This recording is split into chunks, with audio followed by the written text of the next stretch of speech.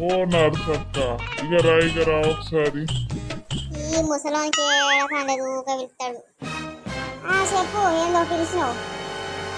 కాదు నర్సక్క, ఏవో పిలుస్తా అంటే ఉదతాపదా పిలుస్తాను, ఏమైనా పని ఉన్నదా?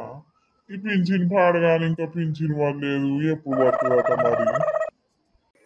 గా పింఛన్ గురించి నాకేమెరకనే, ఏమన్నా నాకేమైనా ఇస్తావా నువ్వు ఏమన్నా రూపాయి? నాకే కాదులేవంటే నీకేమి ఇస్తగాని. కాదు మరి ఎవరన్నా అంటారా పింఛన్ 1 తారీఖు అయిపోయింది 3 తారీఖు అయిపోయింది ఇంకా పడతలేదు కదా మరి?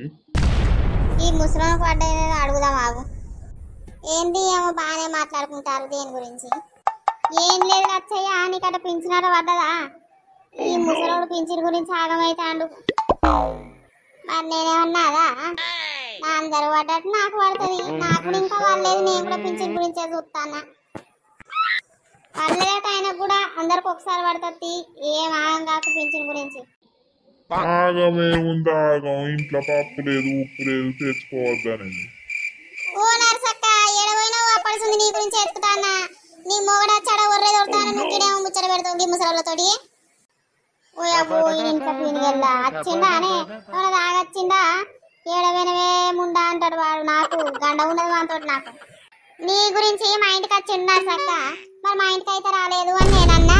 మరి ఏడబోయినవో ఆయన ముందు కొడుకు కొడుతున్నాను, ఆయన నేను చూసుకుంటా వస్తాను. జల్ది పో. నేను ఇంటికి పోగా ఈ ముసలోడు పిలిచి ఎందుకు పింఛన్ గించిన అంటే నేను ఆగిందేడా.